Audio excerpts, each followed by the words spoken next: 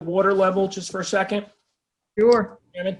I just want to point out a couple things, just with respect to the water level and the ice melting on the lake, just how fast this happened this year. If you recall, last month I presented some pictures that were taken on Sunday, March 7th of ice creep, and ice was pushing around, and there was 8 inches ice out there, and we were ice fishing. That was Sunday, March 7th. Those pictures were presented on Monday, March 8th. By that Saturday, just 6 days later, the ice I observed to be free from piers, docks, and structures, cribbing, bulkheads, boathouses, etc. The main lake was not usable in terms of winter sports. So I sent an email that day to the State Park folks, asked them to shut the gate. The gate was eventually shut after some email exchange on March 22nd.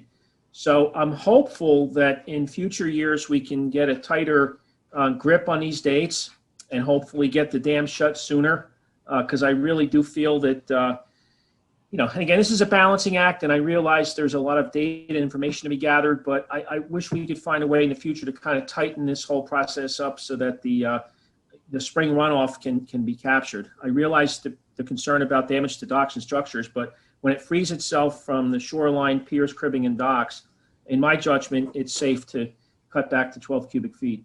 Yeah, and we appreciate your judgment, but we have to make our own judgment call as well, since we're ultimately responsible.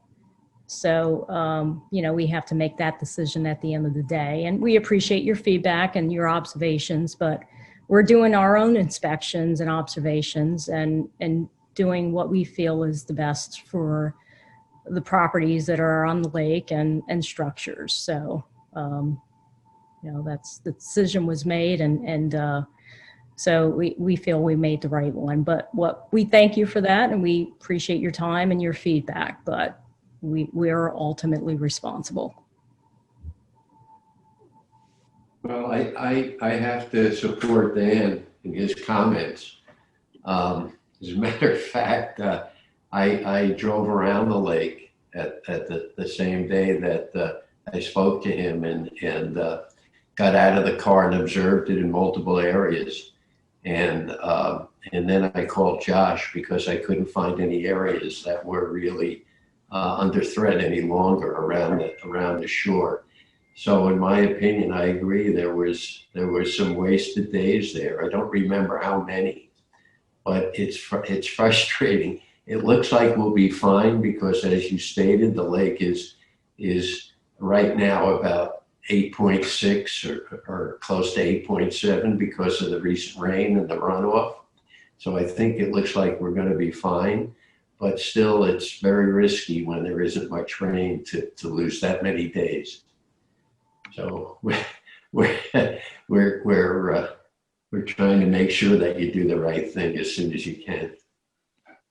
And just to be clear, I'm looking back. This is going way, way back into history when Bart Wallen was the state park superintendent.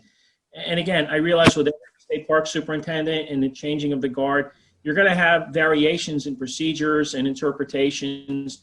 But I just suffice it to say that my family's property were right on the front lines. And if there was any risk of danger to any of the docks that are boathouses or structures that we own, or anybody else for that matter, I would never recommend that the flow be cut back. And it is a judgment call. I will freely admit that, but it's just something that I just think we need to pay very close attention to, because this stuff happens real fast and in real time. And it was 6 days. The difference in time was 6 days. Hey, Dan, just a comment, this is why, I know you love having all this water taken down each year, and then you love to harp on us for not doing it quick enough. So, this is what I always say. You can't have it both ways. So that's all I have to say on this topic. I'm not looking to have it both ways, because the conversation is always, let's change the plan, let's eliminate the drawdown.